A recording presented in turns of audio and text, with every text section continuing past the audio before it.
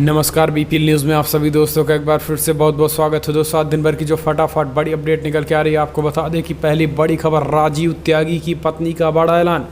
बोले उनके आखिरी शब्द थे, इन लोगों ने मुझे मार डाला, संबित पात्रा ही मेरे पति के हैं हत्यारे। जी हाँ, पत्नी ने बड़ा खुलासा किया। और इस बीच कांग्रेस प्रवक्ता राजीव त्यागी की मौत के मामले में बड़ी खबर यह भी है कि पात्रा और आज तक के खिलाफ एफआईआर दर्ज हो चुकी है। इस बीच बड़ी अपडेट, अलीगढ़ बीजेपी विधायक की पिटाई के मामले में एसओ सस्पेंड, एएसपी को हटाया गया।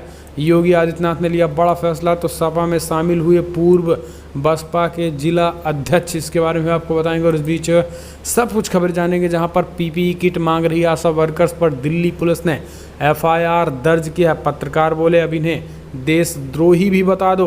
तो अब आप समझ सकते हैं किस तरीके से मामले निकल कर। उस बीच यूपी में शिक्षकों की डिग्री मांगने पर शिक्षक ने ही योगी और मोदी की डिग्री मांग ली है। तो इसके बारे में आपको बताएंगे, लेकिन इससे पहले छोटा सा निवेदन, अगर आपने चैनल को अभी तक सब्सक्राइब नहीं किया तो प्लीज़ चैनल को सब्सक्राइब कीजिएगा दोस्तों। इस वीडियो को लाइक करके ज़्यादा से ज़्यादा शेयर कीजिएगा। तो खबरें चलिए विस्तार से समझते हैं। दरअसल पहली बड़ी अपडेट निकल के आ रही है, राजीव त्यागी की पत्नी बोली उनके आखिरी शब्द थे, इन लोगों ने मुझे मार डाला, संबित पात्रा ही मेरे पति का है हत्यारा।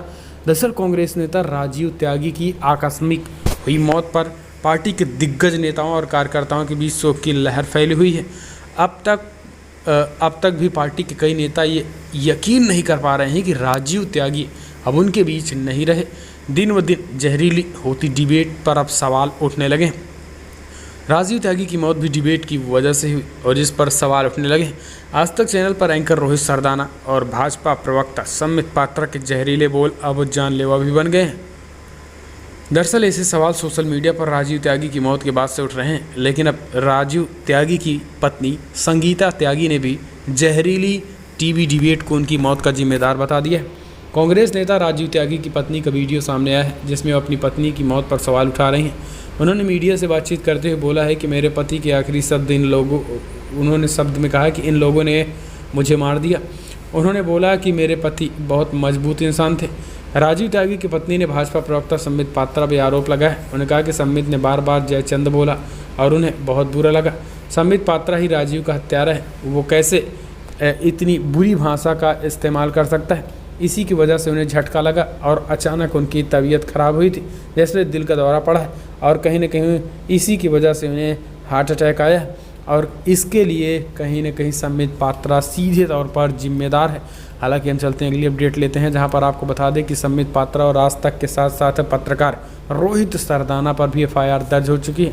दरअसल कांग्रेस के राष्ट्रीय प्रवक्ता राजीव त्यागी के समाचार चैनल आज तक के डिबेट शो में शामिल होने के बाद अचानक दिल का पड़े दौरे से देश भर में गुस्सा है और संबित पात्रा की गिरफ्तारी की मांग की जा रही। तो वहीं आपको बता दें कि अब इस बीच एबीपी न्यूज़ के पत्रकार ज्ञानेंद्र कुमार ने एक ट्वीट करके जानकारी दी है कि लखनऊ के हजरतगंज थाने में यूपी के कांग्रेस कार्यकर्ता की शिकायत पर भाजपा प्रवक्ता संबित पात्रा, न्यूज़ एंकर रोहित सरदाना और टीवी चैनल प्रबंधन के खिलाफ मामला दर्ज किया गया। आपको बता दें कि यूपी कांग्रेस के प्रवक्ता अंशु अवस्थी की तहरीर पर ये एफआईआर दर्ज की गई है और मामला बढ़ना शुरू हो चुका है। हम चलते हैं अगली अपडेट लेते हैं। अलीगढ़ बीजेपी विधायक की पिटाई के मामले में योगी आदित्यनाथ का बड़ा फैसला, एसओ को किया सस्पेंड, एएसपी को हटाया। दरअसल अलीगढ़ में बीजेपी विधायक की थाने में पिटाई के मामले में योगी सरकार सख्त हो गई है। इस मामले में मुख्यमंत्री योगी आदित्यनाथ ने कड़ी कार्रवाई करने के आदेश दिए। इसके साथ ही संबंधित थानाध्यक्ष को निलंबित कर दिया गया है और एएसपी ग्रामीण को भी हटा दिया गया है। जानकारी के मुताबिक इस मामले में गोंडा थाना के एसओ अनुज कुमार को सस्पेंड कर दिया गया, जबकि एसपी ग्रामीण अतुल शर्मा का तबादला कर दिया गया। आपको बता दें कि अलीगढ़ के गोंड थाने में एक गिलास से बीजेपी विधायक राजकुमार सहयोगी और थाना प्रभारी के बीच मारपीट हुई थी। विधायक ने पुलिसकर्मियों पर मारपीट और कपड़े फाड़ने का आरोप लगाया था। वहीं एसओ का कहना है कि विधायक ने ही पहले हाथ उठाया था। इस तरीके से टकराव बढ़ा। हालांकि पूरे यूपी में ही नहीं, पूरे देश में ये मुद्दा बना। हम चलते हैं अगली अपडेट लेते हैं। सपा में शामिल हुए बसपा के पूर्व जिला उपाध्यक्ष, जी हाँ, दरअसल आपको बता दें कि बहुजन समाज पार्टी गौतम बुद्ध नगर इकाई के पूर्व जिला उपाध्यक्ष उपदेश नागर अपने समर्थकों के साथ समाजवादी पार्टी में शामिल हो गए। वो पिछले लंबे समय से हाथी की सवारी कर रहे थे। सपा जिला अध्यक्ष वीर सिंह यादव ने उन्हें पार्टी की सदस्यता दिलाई है। कार्यकर्ताओं ने माला पहनाकर उनका स्वागत किया। आपको बता दें कि कुछ समय से जिले में बसपा की पदाधिकारी व कार्यकर्ता लगातार सपा का दामन थाम रहे हैं। हम चलते हैं अगली अपडेट लेते हैं। पीपीई किट मांग रही आशा वर्कर्स पर दिल्ली पुलिस ने किया एफआईआर। पत्रकार बोले अब इन्हें देशद्रोही भी बता दो।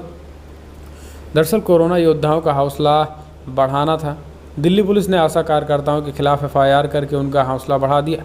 आशा कार्यकर्ताओं का अपराध था कि उन्होंने सुरक्षा उपकरणों की मांग को लेकर प्रदर्शन किया। अब कोई नेता उन्हें देशद्रोही कह दे तो न्यू इंडिया की देशभक्ति की कमांड पूरा हो जाएगा। आशा कार्यकर्ता फ्रंटलाइन वर्कर हैं। करीब 150 आशा कार्यकर्ता कोरोना संक्रमित पाई जा चुकी, जिसके बाद आशा कार्यकर्ताओं में दहशत था और इसी की वजह से उन्होंने सरकार से मांग की कि उनको पीपीई किट दिया जाए, लेकिन पीपीई किट तो नहीं मिला। लेकिन हाँ, एफआईआर जरूर हो गई। तो अब आप समझ सकते हैं कि 3000 की नौकरी करने वाली आशा वर्करों पर एफआईआर हो रहा है। 3000 रुपये में महज अपनी जान के साथ खिलवाड़ कर रही हैं, लेकिन उन पर सरकार एफआईआर कर रही है। हम चलते हैं अगली अपडेट लेते हैं। यूपी में आपको बता दें कि शिक्षक भर्ती फर्जी शिक्षक मामले में योगी सरकार ने आदेश दिए हैं कि सभी शिक्षकों के डिग्री चेक किए जाएं।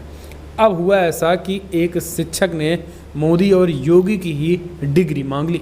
दरअसल यूपी में शिक्षकों की नियुक्ति में बड़े पैमाने पर घपले के बाद यूपी सरकार ने आदेश दिया था कि शिक्षा विभाग सभी शिक्षकों के दस्तावेजों की जांच करे।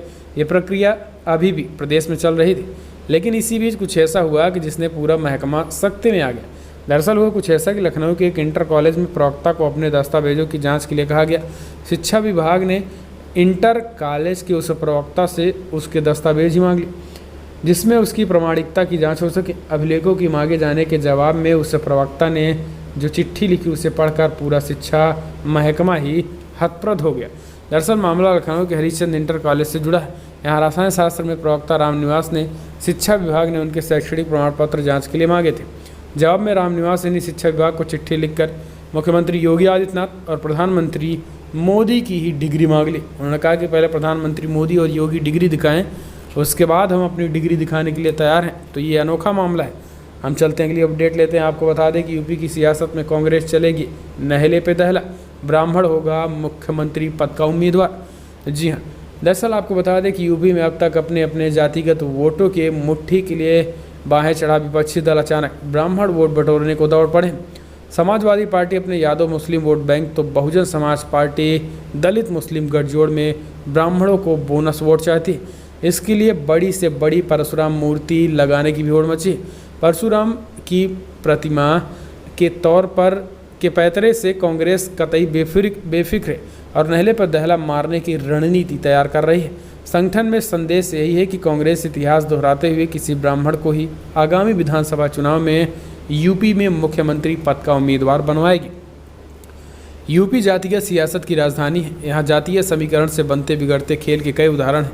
इसमें बखूबी वाकिया सभी दल रहते हैं और यही कारण है कि कांग्रेस पार्टी माना जा रहा है कि इस बार यूपी में अपने मुख्यमंत्री चेहरे को उतार सकती है और माना जा रहा है कि इस बार किसी ब्राह्मण चेहरे को मुख्यमंत्री के चेहरे के तौर पर कांग्रेस पार्टी उतार कर कहीं न कहीं एक नया खेल खेलने जा रही है।